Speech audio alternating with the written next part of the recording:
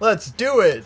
Alright, I like the can-do attitude. This is exactly what I was missing out of the new games. Oh, I didn't refill my ammo. I think the last episode was 30 minutes long.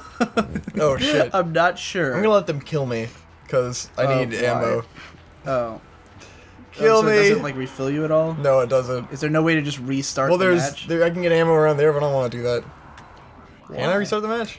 I don't know. I doubt it. Nope. Wait, bring up that menu again. That one? The last one. No. Okay. Never mind. Let him kill you. Ah! Oh, Jesus. Oh. What did you do? Oh, I hit play movie. Okay. Come on, Are you gonna hit me or what? Hey, dude, can't you just jump into those fans? Don't they hurt you? Yeah. Like, you're so disappointed that it's not going to be him killing you or something. Yeah. Alright. So we were talking about how boring our lives are and how we're not people anymore. Yes, and how I am we're no longer person. barely human. Yes, that's the name of a book, No Longer Human. Uh-huh. That was adapted into an anime called Blue Literature. Aoi Bungaku. Go watch it. It's a good show. Yeah. What was that about? Mindlessly humming?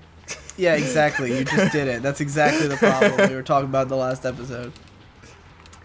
This gun does not have a high rate of fire at all. I was just, before we got into all that extra shit, I was gonna bring up how distant I feel from humanity and sociality. I've been you know, getting into some arguments. Why does this fucking? Oh, I'm sorry. Getting into arguments and drama and burning bridges and stuff online as I want to do. I figured out I think the way that I handle oh shit, you gotta fight them both alternating. Yeah, it's a tag team battle. I think that my general method for like making friends on the internet is to cast a very wide net and then dump out most of the fish back into the sea. You know what I mean? Like, I'll get into like an anime community and I'll be like, I'm just gonna talk to everybody, and then the one guy who I think is cool I'll keep talking to forever, you know, and then oh shit, I didn't realize I wasn't hurting him anymore. Oh fuck, I wasted all that anyway. Not to say that I think everybody else is uncool or anything, but there's certain people that you click with and you realize that you're gonna be working with them in the future or talking to them in the future, like everybody in the procrastinators who obviously are like, the reason we're all friends is that we think we work really well together. And so when I meet new people, I always have to do a sort of like cost versus benefit analysis of like what being a friend with them is going to give me versus what it's going to take, you know? So if someone does annoying things or like just doesn't seem like they're offering me much, that it's very like, not even that they're needy, like, I just have to say, if someone does something that annoys me, I have to take a second and be like, all right, am I getting anything out of hanging out with this person? Like, how much are they offering me versus how much they're annoying me, you know? And, like, they don't even have to be a bad guy. It could be someone I actually like, but if it's not, like, helping me personally. Shit, the fans! Or if I don't see a future in working with them, then it's like, whatever. Yeah. And, I know this feeling from being in the real world dealing with people like that. Yeah, exactly. And going like... Oh, I've dealt with it in the real world, too. You know, I've faced that. I always have to go like, how much do I want to, like, try to be this person's friend because I think they're a good contact? And like I want them. Sergio on the show, we told the whole story of like how you hung out with him because it was even worse. But then it's just like, yeah, you feel like you gotta spend time with people or talk to them a bunch because they might give you more opportunities. But then it's just like I don't really like people. Yeah, I think by and large, I don't enjoy many people at all. Like the vast majority of people, I don't get along with. I like having stuff like commenters, where it's like, you know, like someone who comments on Digi Bros, for instance. I talk to you in the comments, and that's like a perfect amount of human interaction, where it's like, oh, you know, we get a little tiny sense of one another, you know, it's a little bit of interaction with other humans, makes me feel like I'm existing in the world in reality, like I'm not just sitting in my room talking to myself. But when I try to talk to people at length, it's like, okay, buddy, if we're gonna talk more than once, you know, like a day, then there needs to be a lot on offer. Yeah. You know? When it comes to the procrastinators, all of them, it doesn't matter what they say. I'm interested because we're all very close friends and everything we do affects one another. So like, I care what they have to say about things, perhaps too much. We spent hours arguing about Disney movies recently, and I was just like, I could have been working. I could have been doing anything. Why did we argue about uselessly arguing about Disney movies, like reaching no conclusions, just accusing one another of having shit taste? What the hell am I doing? You got to get rid of them all. Okay, I just gotta flip the things. Yes. That's all right. Less complicated than Oh no! That timing. Though. Okay. I was just about to say how this is like a game for baby idiots. Like not babies and idiots, but baby idiots. Baby idiots. Stupid babies. I like baby idiots more. Jeez, man. It implies that they're, imbecile infants. That they're going to be an idiot in the future. Yes. Stupid babies might only be stupid as babies, but baby idiots is like their whole destiny. I'm tired of your baby buffoonery. Yes. Ah. Very clean. Was not ready for that. Oh, I got Clank. I need him. Oh, that's where Clank is. Okay. He's not being famous. He's being. Oh no. Trapped. He might get famous in the third game then. I thought you were gonna skip all these cutscenes. You're right. I can skip them. Use the electrolyzer. But yeah, I got into some fights over the weekend. Fist fights? No, online fights. Jesus the lame Christ, kind Connor. of fights. Not even getting into fist fights. Well, there was this dude who was constantly shit talking my friends, and in a chat that I was in. Oh and, shit. I was like, why do you think it's okay to do this? And then I found out that he was deliberately trying to piss me off and had made a bet that he could get me and my friends to all block him. And I was just like, what an asshole. Oh. Why? And this had been going on for a long time, and I just hadn't realized because I didn't really know the guy, so I didn't take it that seriously. But it just kind of reached a point where he was constantly shit talking Jesse and Devu, and I was just like, dude, those are my best friends. Do you think that's okay to do that? And then I found out it was on purpose, and I was like, oh, so you're just being a cunt me, for no reason. You're being a dick to me specifically, This is killing me right now. I don't get how they're always the same pattern. It's not like it's been different every time. But yeah, there's nothing I understand less than people who like to start shit.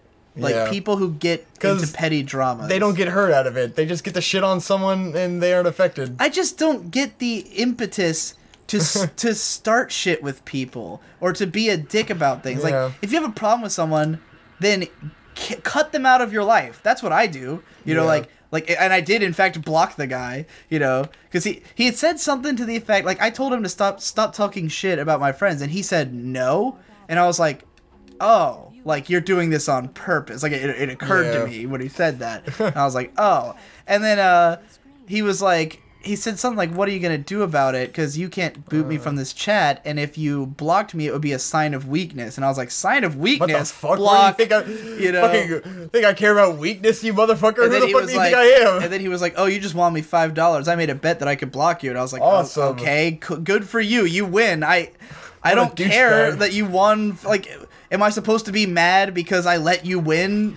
If you want to be blocked by me, all you got to do is ask. Yeah. All you had to do was say, block me, Digi, and I would have done it fucking could have been a year ago. $5. Yeah. Oh my god. I would have blocked you the second you said something, I gotta come back here way later. By all means. Please.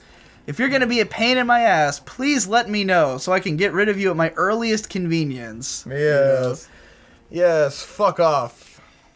I'm literally asking this to everyone in the world. If you're gonna be a pain in my ass, let me know up front so I can block you and be done with it and not have to put up with it again. Yeah. I'm not into the whole bicker over the internet for 6 months because you don't like each other. I'm into the whole, oh, you don't like me? Good. I will never listen to you again, and your name will never show up in front of my eyeballs, and I can feel good about my life forever. Awesome. Trim the fat. I'm very much someone who curates my internet experience, and there is a risk when you do that of ending up in an echo chamber where you're only listening to people who agree with you. But for me, it's not a matter of who agrees with me. It's a matter of who pisses me off. Yeah. A lot of my friends have very different opinions from me about a lot of things, a lot of issues. The Devu, who has weird conservative ideas that don't make any sense to me, and I've never met anyone who feels that way, but he's not annoying about it. He's never insulted me for having the beliefs I have, and I hope I haven't done the same to him, although I did just call him insane, but whatever. He doesn't care, you know? It's not a thing that we argue about it. We don't get mad at each other for having political beliefs. It's like, it's just a thing you have. President Obama just gave a great speech today about that. Right. He's basically, like, giving a fatherly lecture to America about how they need to stop being, like, so cutthroat with their, like, their polarized viewpoints. It's just getting kind of ridiculous. Nothing in this world is more of a hair trigger for me getting pissed off at people than when Mom posts some kind of Bernie Sanders thing on Facebook, and she gets, like, her like, conservative friends will literally say things like, only a fucking idiot would have believed this. And I'm like, which is fucking you insane. Realize that you're speaking to a human being who believes this, right? Who's friends with you on Facebook. Right. Like, what the hell? And it's never like, oh, wow, Allison, how could you feel that way? It's always like, only an idiot would feel this way. And it's like, you're talking to the person who feels this way. What is wrong with you? You know? They just assume you must be posting it, like, saying that it's stupid or something? She's always like, posting it, like, very clearly. Mom's, like, part of the campaign for Bernie Sanders, you know? But she never attacks anyone. Insane, she never comes on, like, she'll attack, like, Trump himself. Like, and say, listen to this crazy shit. But she definitely puts those things a lot of the time to looking for a fight. Like, I know she does. To some extent, maybe, but, like, the way that, like, she always responds very magnanimously to those people. Yeah. Because if someone said that to me, I'd say, fuck off and kill yourself, and I'd block them. You know? Like, and I have had several times where I've almost done that to those people, because I can see this all unfolding on my wall. Yeah. Like, my mom posts something about Bernie Sanders, and then someone says, only a fucking idiot would think that, and it's some person I don't know, and I have to, like, really restrain myself from being like, fuck you, go die, you know, because then I would just stoop to their level, I guess, which is what Mom doesn't want to do, you know, but, like, her ability to handle that is definitely amazing, you know, but, like, I'm not mad at them for having conservative beliefs. I'm mad at them for the attacks, for the way that they treat people, you know? Exactly. Like, it's like, it's fine if you think a different way, but, like, why are you gotta be a fucking douchebag about it? And, like, for me, like, the way that I feel, or the way that people feel about things has little to do with what I'm interested. You suck at these. I'm just letting you know. Like, I've been not having any trouble interpreting what the solution is. That's because you're the one not doing it. Give it to me. Let me try it. That's how it always feels when you watch someone else play a game and you're just like, how are they fucking failing? Ugh! Yeah, but this one in particular, just, it feels so... If you fucked this up... Oh shit! Oh! I turned it just too early. All right. Don't fuck up, talk bro. About something, dude. Keep going about your topic, man. Keep talking. Oh, you know I can't do the topic while doing this. I was doing the topic before. No, this is entertaining enough. Everyone should be watching this. All right, you did it. Anyway, yeah, like, I know a lot of people who, like, have a hard time watching other people if they don't agree with them. Yeah. And that's not hard for me. It's always, like, it's the way you present yourself that you know, that I care about. Like, I watch guys like, what's his name? Fucking Innuendo Studios, who has, like, a very social justice warrior attitude, you know? And I got so much shit for putting that "Why Are You So Angry" video in my top 10 videos of YouTube videos of the year. Did you see that video that I did? I didn't watch it, but I didn't see any responses or anything. Well, because I originally had released it on my top 10s channel, and no one even commented about the choices, but I posted it up on my main channel, and it got way more views, and there was, like, a bunch of people complaining that I liked the "Why Are You So Angry" video, because it's sort of a moratorium on Gamergate that's very much from the perspective of being anti-Gamergate, right? Yeah. And so people were saying how he mischaracterized the issues and blah, blah, blah. And I'm like, I don't care.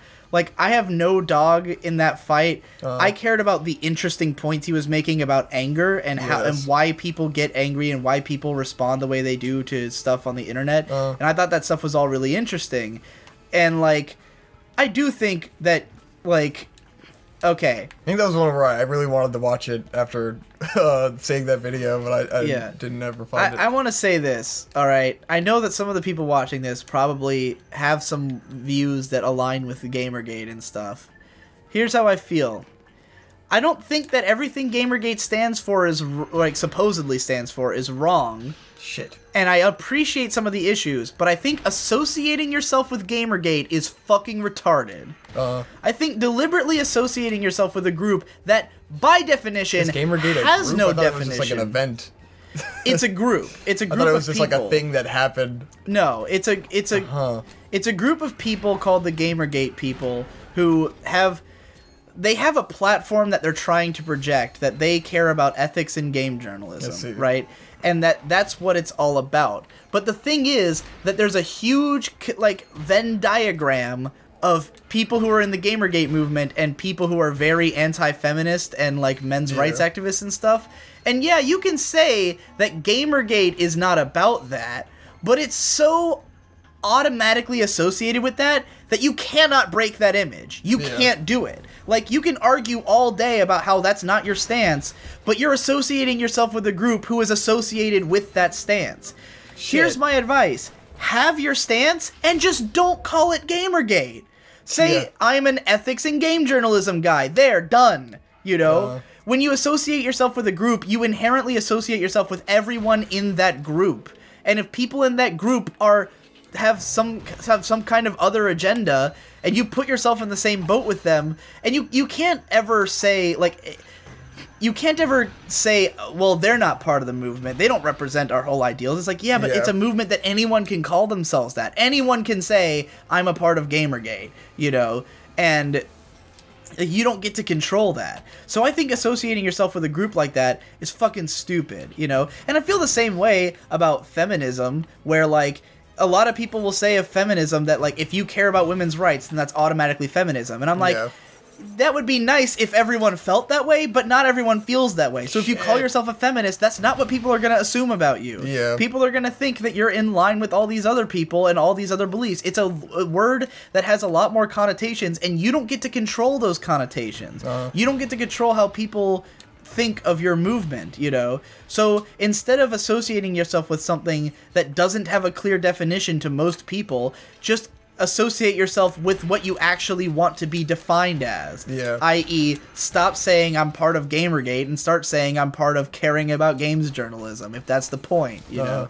But, it's more of your fight against labels. Right. So to me, when he was, like, ripping on, like, because a large part of him ripping on Gamergate's movement is that he's saying that it was largely co-opted by another group that is, like, the MRAs and everything, who want it to be that. They want it to be associated with all this other stuff, you know, and they're trying to make it so it is associated with that. And a lot of people in the movement are like, no, that's not what it's like, it's mischaracterized, but it's like, but that's not how people outside the movement see it, and that's the point this video is making, is that from an outsider's perspective, it looks like you agree with all this crazy shit, you know? So maybe just, and that's what those people want, that's what the crazy people want. They want you to be associated with them so that they get more voice. And if you want to stop that from happening, you have to put distance between yourself and the movement. It's the only way to do it, you know? Make your own fucking movement with your own rules.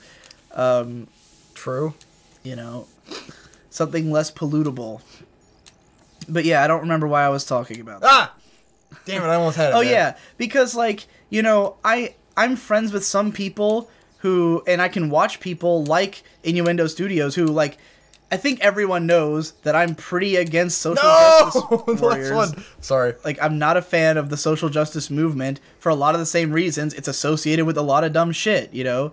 I think guys like Innuendo Studios and you know, even Idea Channel, who, you know, people who generally would be referred to as cucks by 4chan, I think a lot of them have good ideas, and a lot of them present themselves well, but, like, because they're using terminology that associates themselves with a movement that is full of a lot of crazy people, then it, you know, it convolutes their message, and people have a hard time dealing with that, you know?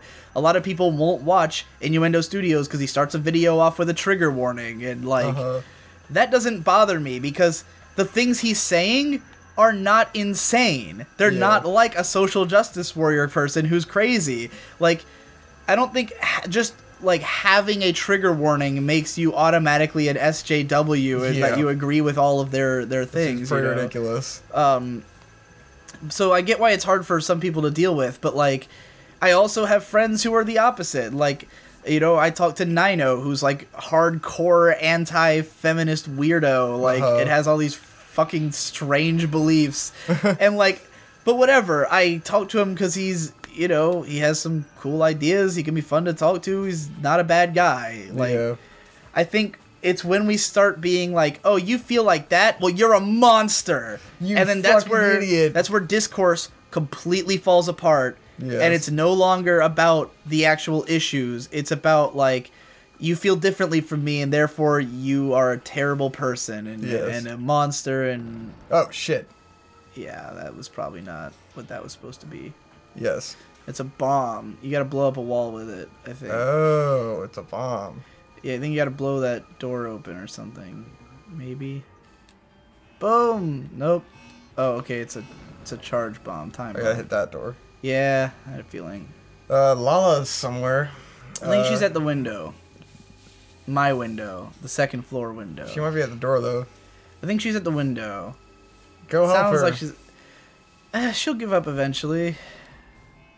Will she? I don't know, but it's hard for me to get out. You want to go do that? Here, give me the controller. I'll run around man. in circles. I did the whole puzzle. You get the payoff. Which one? The one behind me. Victor's gonna let the cat in through the window. Have you not seen me let her in before? She's not there. Are you sure? Yes. Well, then check the door. Is this a puzzle? A puzzle? I don't think we can do this one yet. I think she's at the door. Your cat, how do I shoot? Yes. Oh, there we go. Okay. Oh! How do I target? Whatever. Here, take this back. I have no idea what I'm doing.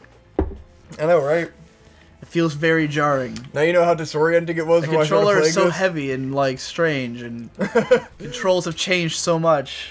It's just like, this is dated. Whoa. Yeah. That's why it would be nice if they made a new real Ratchet and Clank game that controlled, like, you know. I don't think I'm up for that. I think like smoothly. I think there's like something to be like. Do you think these controls are bad just because you couldn't immediately figure them out? Well, no, but it feels clunky now. Like, it could feel less clunky. You think so? Like, it wouldn't hurt it, I think. There's an extent where, you know, the dated controls are cool, and an extent where it's clunky and the camera moves too slow, you know? You could probably increase the camera sensitivity. I couldn't find it in the menu. I looked for it. Oh. Well, these older games didn't expect you to constantly try to control your camera. Yeah. They kind of tried to have the camera just be there was no strafing or anything in Ratchet and Clank 1, so it's like it is a big upgrade from what they were doing. Yeah, if I remember correctly, by 3 it's very like control the camera with the stick. Like they brought it shit up to when shooters were becoming a thing. But yeah. Modern games controls are probably better, but then they're just not fun games. Or just not long enough. Yeah, it really is like a... It's funny, though, because, I mean, there were plenty of short like, you know, God of War was short. Yeah. Devil May Cry was short. When it's a sequel to a game that had a lot more in it, then you just feel like you've been ripped off. Like, they already set a standard. The Ratchet and Clank games were always, like, they go backwards. Like a solid 22-hour experience. Yeah. And then they became, like, a 10-hour experience. And it was like, oh... I guess I remember spending like 40 hours getting 100% of the... Oh yeah, that's right, it did take like 40 hours to get 100%. Yeah, because there were shitloads of like little things to do, and then there's... I can't remember what all the stuff is called, but it's the mining segments that take forever. Not just that, but there was like tons of little skill things to do, where it'd be like, oh, go here and shoot 10 birds or whatever. Right, and there's a lot of secrets and like... Yes, lots of Easter eggs and... shit, and then you get the Insomniac Museum at the end. Oh yeah, the Insomniac Museum. Unlocking everything. That was what made me like, cause I you know, I was a big fan of Ratchet. We never really got into history with Ratchet and Clank. I think I was starting to in episode 1. I like lost track of what I was saying, but growing up, I think we've talked about how we were big Nintendo fanboys as kids. And, Clank. Didn't get the PS2 until when Victor saw a commercial for it was a contest for Sly 2, Band of Thieves. What? No, you know what? No. We got the PS2 and Uncle Johnny got it for us for Final Fantasy X, dude. No, it was not that. No, we got it for .hack. I remember the first game we had was Final Fantasy X. No, that was the second one. Because all right. The first Uncle Johnny got us Final Fantasy. The reason we got the console is that we both wanted to play the .hack game, and I thought that because I wanted it, but we didn't have a PS2, and I didn't want to ask for one. And then we were like literally in GameStop one day, and you wanted .hack, and Dad was like, "Oh, you have to get a console for it." And he just bought it on the spot. He just went ahead and bought a PS2, and I was like, "Oh, like I guess I should have asked, you know." And then yeah, Johnny got Final Fantasy X not long afterwards. So we had both. Those were the first two games, but we didn't really play the PS2. We only played like .hack, and we never got another game. We never really played Final Fantasy X. But it was when there was a contest for Sly 2 on Cartoon Network, and you bought Sly Cooper 1 because of that, because you wanted to play the first game and then try to win the second game in the contest. And then that's goofy. You didn't end up really playing it because it was hard, and I did. And I played through the whole game in like one day, and then I became like really enamored with PS2 platformers because like I never like suddenly I realized there was this whole world of games for the PS2 that I hadn't played, and so I got Jak and Daxter and Ratchet and Clank. And then I was like really into Ratchet and Clank, so I got the second game, and the second game was like my favorite game of all time for a while, which is this one that we're playing now. Shit. And even though I don't think you ever beat it. No, because I got to the in Ratchet and Clank 1, I got to the final boss, and then when we moved, like I basically corrupted my save somehow and lost the save. And then in Ratchet and Clank 2, there's a part where you're on this like planet full of Yetis. And it's like a really weird difficulty spike. Like it's been talked about by other people, so I know it's like a known thing. But there's like a strange difficulty spike, and I was like always out of ammo. Like I couldn't grind enough to get enough ammo to take on that segment, so I just kind of gave up. And then I get through this. Ratchet and Clank 3, I think I only got like halfway through the game. Lift. But oh, he's buff. Look at him. Yeah, and then later on, you played them all. And got really into them and like did them all to 100%. And that was still in the era where I was like reading you strategy guides and shit. I remember we printed out the strategy guide for I think it was actually when the new one came out on the PS3, and we printed out the strategy guide thinking it was going to be, you know, as long as the old ones, and then it wasn't. It was like, oh well, now we just have the. I forgot we used to actually print. It was only a couple times that we actually printed all. We would print 95-page game FAQ strategy guides for me to read to Victor. God, nostalgia overload. Yeah, because there were a few. Because pretty much all the Zelda games. The Ratchet and Clank one, I like got its own little like binder and everything. Oh yeah, I was like so excited about it. Yeah. Wow, now I'm remembering just how fucking into Ratchet and Clank I was. Yeah, for a time, and like. It was really like one of your favorites, and then they just kind of made a bunch of shitty ones on the PS3 that nobody got into, and and then they made like I beat the two full ones they did, not the newest one, Into the Nexus or whatever. Well, I think a big part of it was also that they made the PSP games, and like I think a lot of people will be able to relate to this. Did you have those moments as a kid?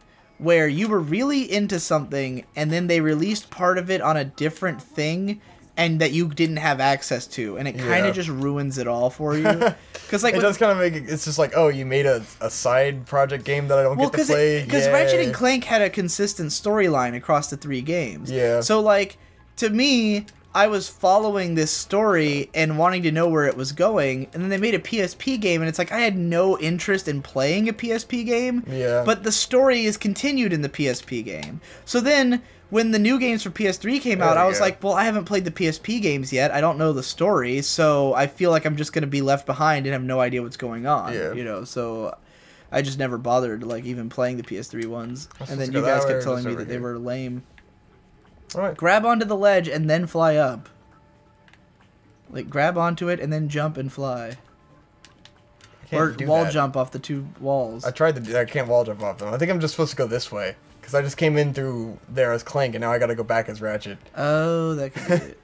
There we go. Yeah. That's using basic observational skills. Yeah. Well, you know. I got the tism. Yeah. Alright, next time on Digi Bros. I wasn't sure how long that episode was. I love that long jump, man.